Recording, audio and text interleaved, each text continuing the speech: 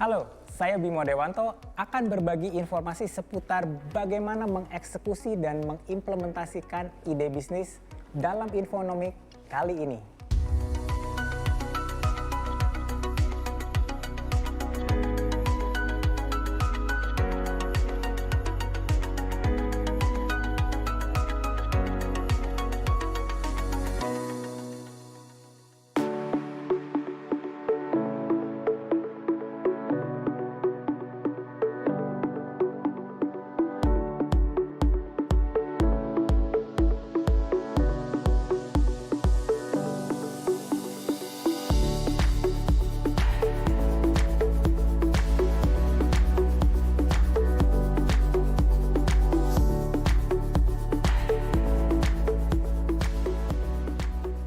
Nah, di episode kali ini kita akan bersama-sama membahas bagaimana sih mengeksekusi atau melaksanakan bisnis. Untuk itu di sini sudah ada satu kotak yang berisi pertanyaan-pertanyaan yang sering ditanyakan saat akan mengeksekusi bisnis. Saya coba ambil yang pertama ya. Apa saja yang dibutuhkan dalam mengeksekusi ide bisnis kita? Nah, untuk mengeksekusi bisnis, kita itu memiliki beberapa pilar yang harus kita perhatikan. Yang pertama finansial, yang kedua human capital, yang ketiga IT, keempat marketing dan sales, dan kalau misalnya memang diperlukan untuk beberapa bisnis itu harus ada infrastrukturnya. Dengan memperhatikan pilar-pilar ini, kita jadi bisa tahu kesiapan kita dalam mengeksekusi ide bisnis kita. Karena apa? Misalnya seperti ini. Pada saat kita ingin meluncurkan satu produk tapi tidak didukung oleh finansial, tentunya itu akan mengganggu jalannya dan lancarnya peluncuran produk kita.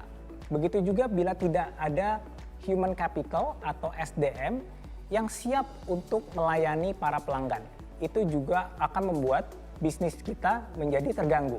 Oleh karena itu, 6 pilar ini harus disiapkan secara bersama-sama agar mereka bisa saling mendukung dan bisnis kita bisa berjalan dengan lancar. Oke, tadi kita sudah jawab pertanyaan pertama. Mari kita lihat pertanyaan berikutnya. Bagaimana memilih sumber daya manusia atau tim yang akan bekerja sama dengan kita?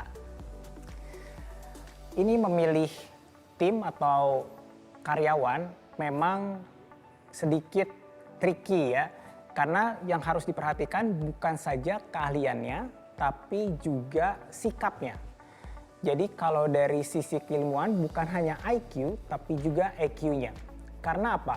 Pada saat kita memiliki karyawan yang pintar, tapi tidak mempunyai rasa memiliki terhadap perusahaan, maka dia akan bekerja hanya sesuai dengan apa yang diperintahkan. Tidak berimprovisasi, untuk mendapatkan hasil yang terbaik. Sedangkan kalau misalnya dia tidak sepintar karyawan yang tadi yang pertama, tapi dia memiliki EQ, emotional quotient yang baik, dia tahu bagaimana melayani dengan baik, bagaimana saling tolong-menolong dan bekerja sama dalam perusahaan, dia akan menjadi aset perusahaan yang lebih baik bagi kita, sehingga apapun tugas yang kita berikan kepada dia, akan diimprovisasi sehingga mendapatkan hasil yang terbaik. Oke, sekarang kita akan jawab pertanyaan ketiga. Bagaimana memperkenalkan produk kita ke publik di awal bisnis? Untuk memperkenalkan produk, kita bisa mengacu kepada siklus produk.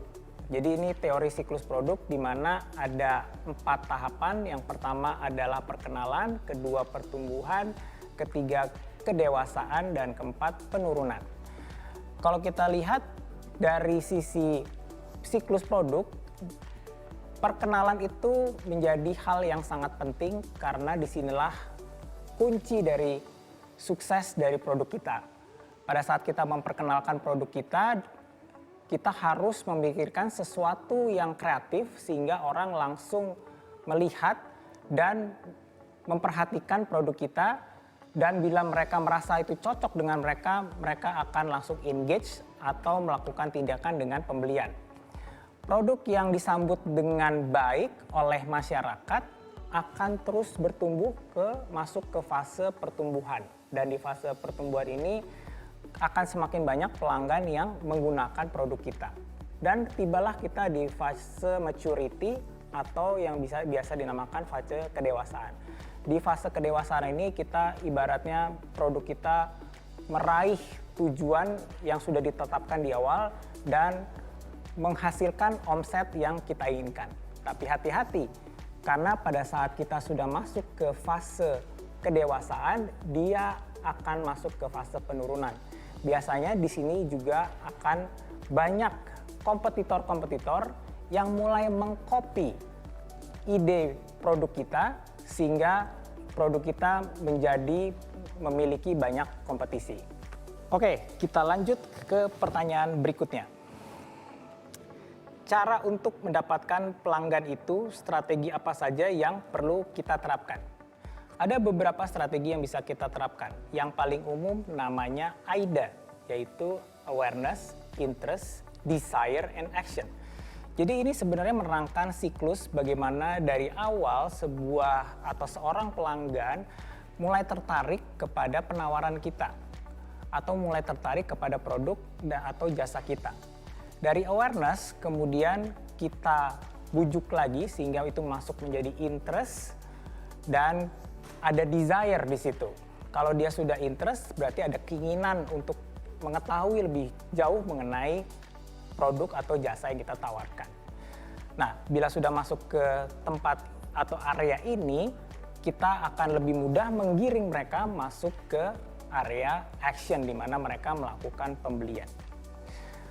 Pada saat kita membuat sebuah konsep AIDA, kita juga harus memikirkan customer journey, yaitu bagaimana customer mulai mengenal, di mana mereka berada, bagaimana kita mencapai mereka, bagaimana kita menarik perhatian mereka. Dan itu yang harus kita lakukan dalam melakukan strateginya. Oke, sudah kita jawab pertanyaan ini. Sekarang kita lanjut ke pertanyaan berikutnya. Bagaimana menentukan lokasi bisnis? Apakah saat ini lokasi bisnis menjadi hal penting lagi?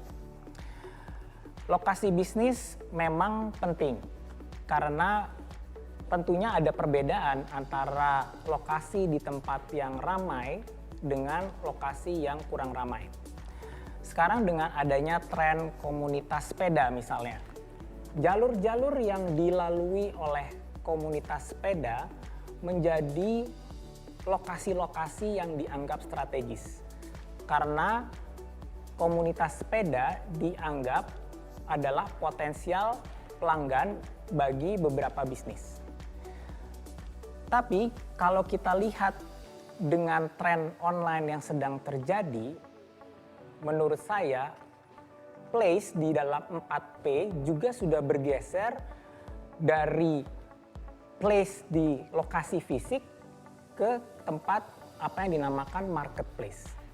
Kehadiran brand kita di ranah online menjadi signifikan dan lebih penting terkadang daripada offline. Untuk itu, sebaiknya kita mengkombinasi antara keduanya, bahwa kita berada di lokasi yang strategis, yang ramai, dan tetap memiliki jalur online juga. Karena bila ada yang terjadi, misalnya kayak sekarang pembatasan mobilitas, channel online kita masih bisa tetap buka dan melayani pelanggan. Oke, kita sudah jawab pertanyaan yang ini, kita lanjut ke pertanyaan berikutnya. Bagaimana menjaga suplai produk terutama dari segi bahan baku? Dan cara menjalin relasi dengan rekanan itu seperti apa? Jadi setelah saya beberapa lama berbisnis, biasanya kita memiliki apa yang dinamakan data mengenai tren penjualan. Dari data tren penjualan ini, kita bisa melakukan prediksi atau forecasting mengenai bahan baku atau inventory yang harus kita beli. Kalau untuk para pebisnis pemula, tentunya harus juga ada prediksi pada saat peluncuran bisnisnya, kira-kira serapan masyarakat seperti apa. Dan tentunya ini bisa juga disertai dengan strategi marketing yang baik, sehingga pada saat kita luncurkan dengan kreativitas yang optimal, serapan atau prediksi serapan yang kita sudah canangkan itu benar-benar terjadi. Lalu pertanyaan kedua mengenai cara menjalin relasi, itu tidak ada cara lain selain membangun kepercayaan. Rumus kepercayaan itu adalah kredibilitas, ditambah reliabilitas, ditambah kedekatan atau intimacy berbanding dengan self-orientation. Pada dasarnya, secara mudah, semua itu harus kita naikkan, kecuali satu. Jadi kita harus menaikkan kredibilitas kita, atau menaikkan reliabilitas kita, kemudian kita menaikkan kehangatan atau intimacy kita dengan para vendor, tapi yang harus dikurangi itu adalah self-orientation. Oke, kita lanjut ke pertanyaan berikutnya. Bagaimana menjaga produk atau jasa agar tetap dapat memenuhi permintaan pasar?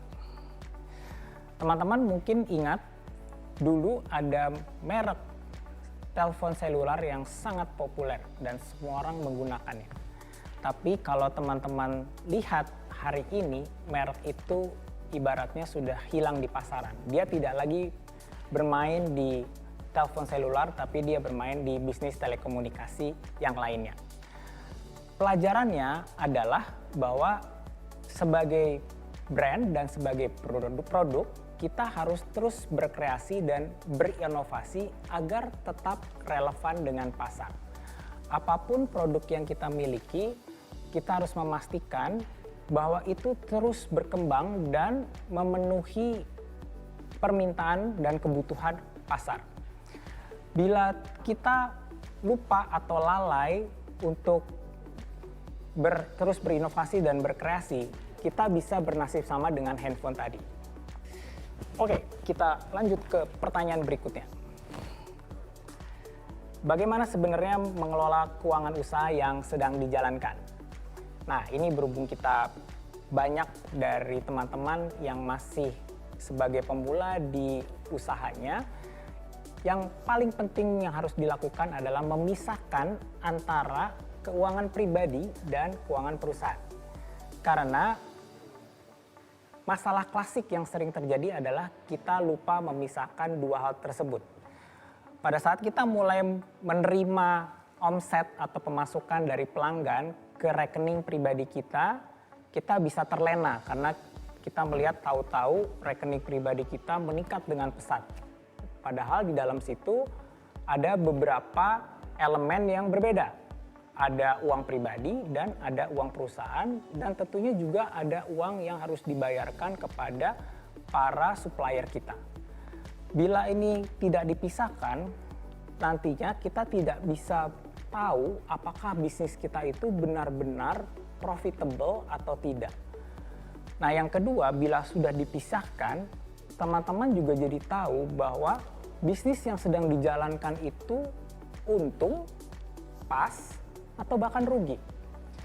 Jadi, rapihkanlah laporan keuangan teman-teman agar teman-teman memiliki kompas dalam usaha teman-teman.